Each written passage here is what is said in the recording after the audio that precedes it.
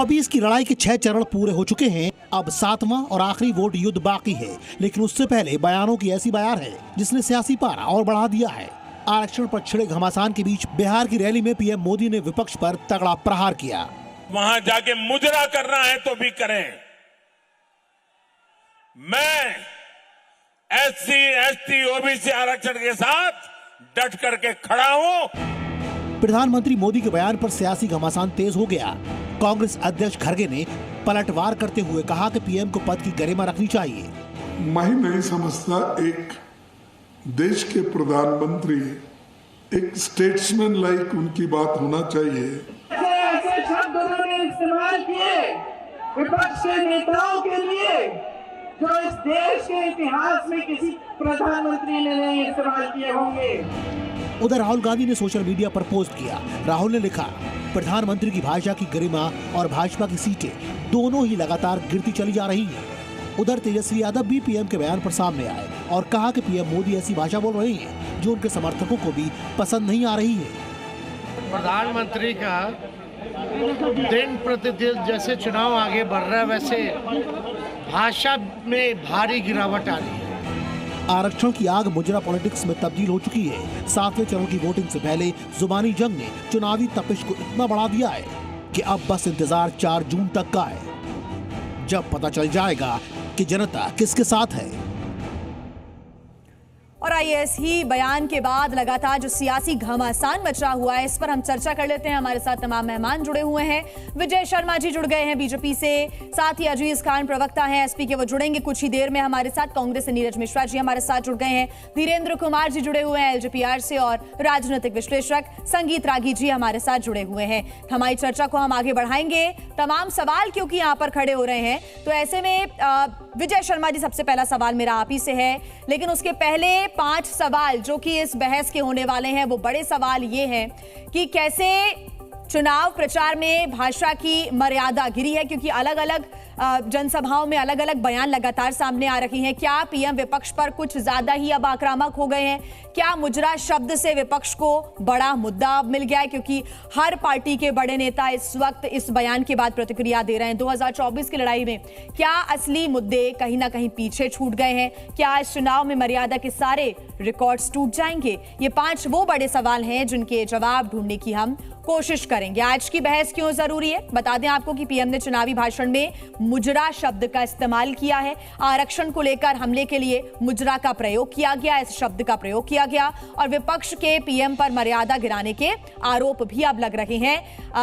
विजय शर्मा जी हमारे साथ लगातार जुड़े हुए हैं। आपसे सवाल मेरा यही है कि विपक्ष को अब चिंता हो रही है प्रधानमंत्री नरेंद्र मोदी की, कि क्या भाषा की मर्यादा में वो इतना ज्यादा संभाल नहीं पाए अपने आप को कि उन्होंने ऐसा बयान दे दिया। विजय जी। जी नमस्कार, सारे दर्शकों को नमस्कार। मैं बताना चाहता हूँ, देखो हमारे यशस्वी प्रधानमंत्री, आपने पिछला रिकॉर्ड देखा होगा, वो सार्वजनिक जीवन में कम से कम 22 साल से तो है ही, आपने कभी उनको मर्यादा को तोड़ते हुए नहीं देखा होगा, और ना ही वो कभी मर्यादा को तोड़ते हैं। और उन्होंने सार्वजनिक जीवन में कई बार मंचों से बोला भी है कि वो अपनी जितनी मर्यादा उसको ध्यान में रखते हैं। अब इन्होंने जो मुद्दा उठाया है मुजरा का, जहां तक मेरा ज्ञान है, मुजरा जो है फारसी या उर्दू का शब्द है और उसका मतलब होता है नृत्य।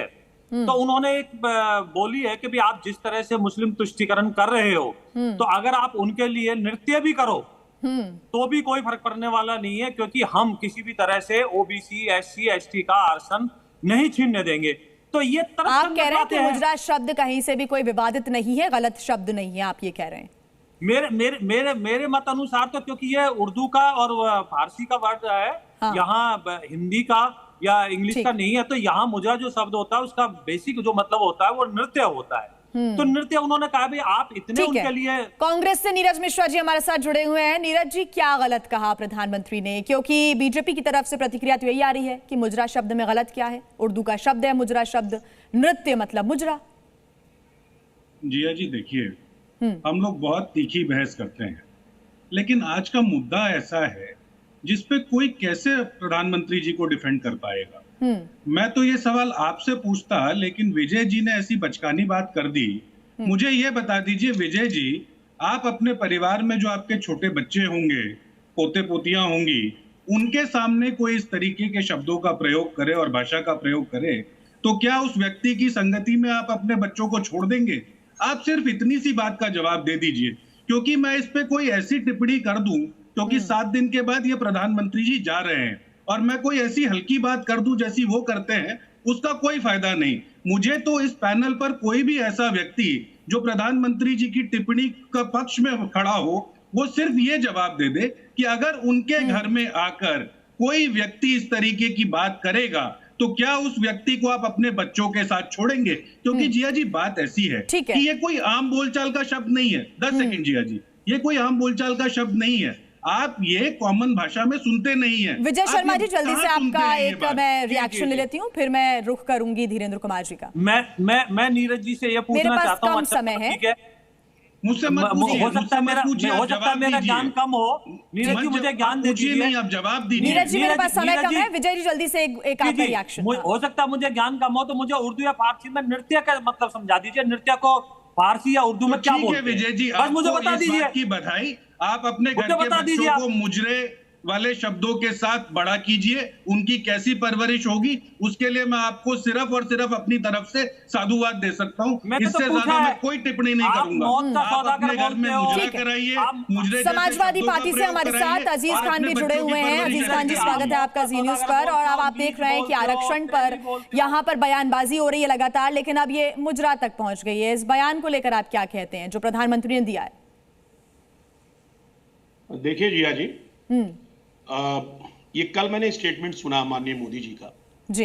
2-3 बातें बड़ी इंपॉर्टेंट है। मुझे तो पता नहीं क्यों महसूस होने लगा है पिछले जब ये चुनाव जब से स्टार्ट हुआ है कि माननीय मोदी जी के जो सलाहकार हैं, जो उनके स्टेटमेंट को लिखते हैं, उनके स्पीच को लिखते हैं या उनके बहुत नजदीक हैं, मुझे लग रहा है कि वो अब हमदर्द नहीं रह गए माननीय मोदी जी के। एक वक्त था जब माननीय मोदी जी टेलीप्रॉम्प्टर से चीजों को पढ़ते थे और बोलते थे। अभी जो स्पीच जो लोग लिख रहे हैं, मुझे लग रहा है कि वो कहीं ना कहीं अंदर से माननीय मोदी जी से चिढ़ रहे हैं। वो नहीं चाहते हैं। हमें तो शुरुआत में ये लगा था, बहुत शुरुआती दौर में, कि हो सकता है रिपीट कर जाएं, हो सकता है कि कुछ लोकप्रियता में बढ़ावट आए, लेकिन मैं देख रहा हूं लगातार माननीय मोदी जी की लोकप्रियता में लगातार गिरावट आई है। भाषा की मर्यादा में गिरावट आई है। लोग अब उनकी बातों पर ध्यान नहीं दे रहे हैं, उनकी बातों को गंभीरता से नहीं ले रहे हैं, बल्कि पूरा देश और पूरी दुनिया। एक बात आप जान लो, मैं ईमानदारी से बताऊं कि जिस तरह उनके जो समर्थक हैं, जो उनके नजदीक हैं आसपास, मुझे लग रहा है कि वो सही तरीके से उनको लिख करके नहीं दे रहे। आप देख रहे हैं कुछ दिनों से जी साहब वो मंगलसूत्र पे चले जाते हैं, भैंस पे चले जाते हैं, कहते साहब प्रॉपर्टी छीन के इनको दे दिया जाएगा, और अब तो मुजरा तक की बात आ गई। विजय शर्मा जी मुजरा को इतना बेहतरीन ढंग से वो डिफाइंड कर रहे थे। अरे भाई, उर्दू के अल्फाज हैं, मुझे भी उर्दू आती है, मैं उर्दू का ज्ञानी हूं, मतलब पढ़ा लिखा आदमी हूं, ज्ञानी तो नहीं कह सकता हूं, मैं एक छात्र हूं उर्दू का छात्र हूं। मुजरा किस संदर्भ में विजय जी से इस पर विस्तार से आगे बात करेंगे हम। ठीक बात कह रहे हैं आप। संगीत रागी जी हमारे साथ लगातार जुड़े हुए हैं। संगीत रागी जी, क्या चुनावों के पहले ऐसी बयानबाजी करना जरूरी है क्या? और अगर ऐसी बयानबाजी होती है तो तमाम मुद्दों को पीछे छोड़ते हुए, अब आप देखिए हम मुजरा शब्द को डिफाइन कर रहे हैं लगातार कि क्या होता है हिंदी में, क्या होता है उर्दू में। देखिए, मुझे लगता है कि जिसकी जैसी भावना होती है उसका इंटरप्रिटेशन भी, उसका विन्यास भी वो लोग वैसे ही करते हैं जी। मैंने भी एक शब्द प्रयोग किया था, दुष्कर्म। तो लोगों ने आजकल दुष्कर्म को ऐसे लेना शुरू कर दिया है जैसे मान लिया जाए कि सेक्स के संदर्भ में ही शब्द का प्रयोग किया जाता है, जबकि दुष्कर्म का मतलब है घृणित अपराध। वो किसी भी प्रकार का हो सकता है जी। आप गाली गलौज की बात करें, कोई और भ्रष्ट काम करें, वो भी उससे हिस्सा होता है। मुजरा is a form of dance, और वो रॉयल जो होते थे उनके आगे किया जाता था। यदि मान लेते हैं कि कल प्रधानमंत्री जी कथक शब्द का प्रयोग करते हैं, देखिए एक भाषा की शैली होती है व्यंजना, और हम व्यंजना में कई बार बातें करते हैं।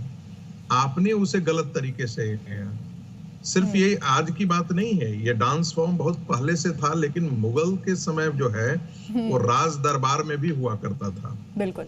और बारात दरबार से ये तवायफों के पास चली गई, और वहां से इसका विकृत स्वरूप होकर के निकल आया।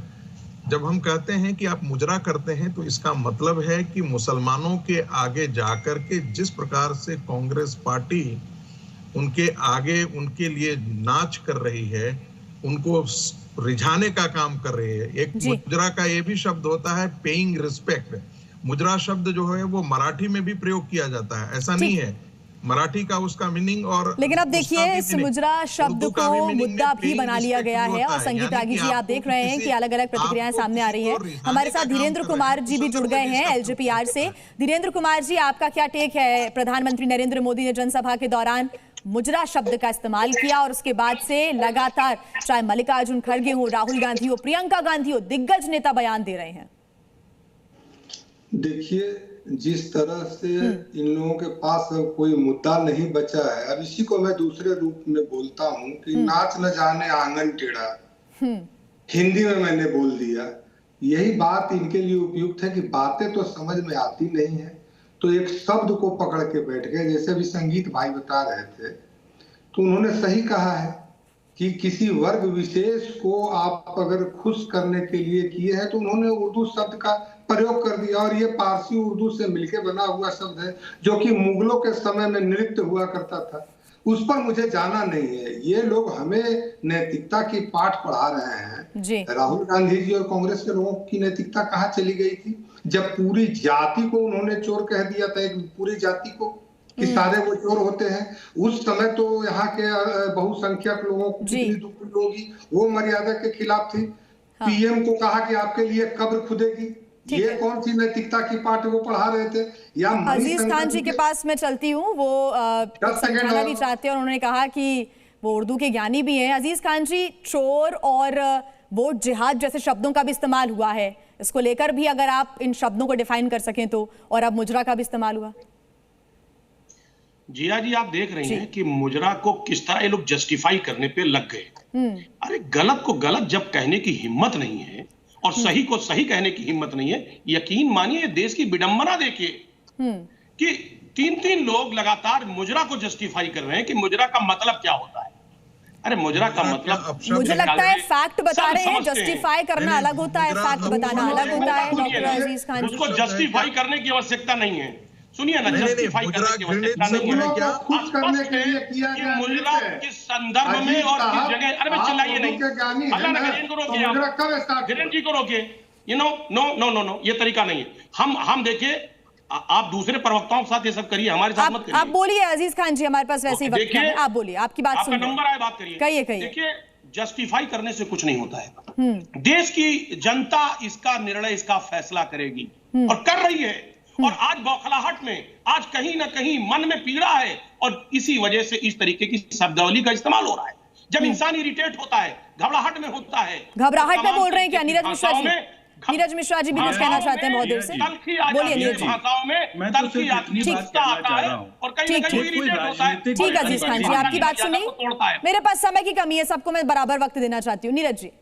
जिया जी, मैं तो सिर्फ इतनी बात कहना चाह रहा हूँ, ये कोई राजनीतिक बयानबाजी नहीं है। ये एक सड़क छाप भाषा है और एक सड़क छाप मानसिकता को दिखाती है। अब आप ये समझ लीजिए, आप देश में ऐसा प्रधानमंत्री चाहते हैं जो सड़क छाप बात करता हो, या आपको एक स्टेट्समैन चाहिए? और इस पे राजनीतिक टिप्पणी भी यही है, मुजरा शब्द सड़क छाप है। नीरज जी, आप ये कह रहे हैं? बोलिए। मैं तो ये कह रहा हूं कि जिस तरीके से प्रधानमंत्री जी ने प्रयोग किया और जिस संदर्भ में प्रयोग किया जाता है वो बिल्कुल सड़क छाप भाषा है। आप अपने घर में इस शब्द को जगह नहीं देंगी जिया जी, और ये पैनल पर बैठे लोग भी नहीं देंगे यहाँ, क्योंकि इन लोगों को चरण वंदना करनी है एक जाते हुए प्रधानमंत्री की, तो ये बात कर रहे हैं। ये ठीक उसी तरीके से, क्योंकि संगीत रागी है इस पैनल सब अपनी पार्टी का पक्ष रख रहे हैं। नीरज मिश्रा जी, सब अपनी पार्टी का पक्ष रख रहे हैं, जैसे कि आप भी रख रहे हैं, बयान देते हैं। अब देखिए, उसको भी बचाने आ जाएंगे। विजय शर्मा जी, अब आप बोलें। और आरएसएस जो आरक्षण के खिलाफ विजय शर्मा, संगीत रागी उसका बचाव करेंगे। देखिए, ठीक है विजय शर्मा। नीरज जी, इसको सही परिप्रेक्ष्य में समझिए। उन्होंने जो बोला था, ये बोला था कि जिस तरह से आप मुस्लिम तुष्टीकरण में मुस्लिमों के सामने नतमस्तक हो, जिस तरह से उनको खुश करने के लिए। नीरज जी, एक मिनट सुनिए, आप रुक जाइए एक मिनट नीरज जी, आप सभ्य तरीके से बात कीजिए। आप थोड़ी देर रुक जाइए। बोला था और नॉर्थ में नीरज जी मेरे पास समय वाकई बहुत कम है, विजय जी को बोलने दीजिए, आपको मैंने पूरा सुना। ये क्या मतलब है? ये कौन सा तरीका है?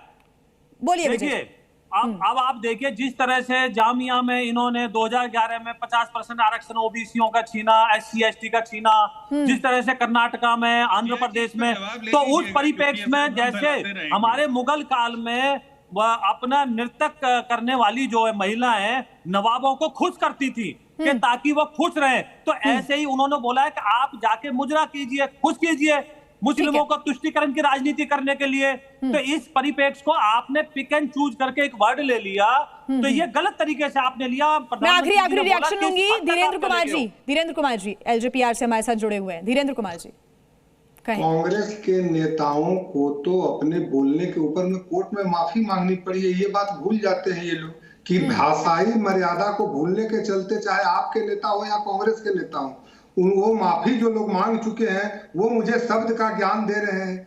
आश्चर्य होता है कि तुष्टीकरण की हद हो गई है और आप लोगों की जमीन घिसकती दिख रही है।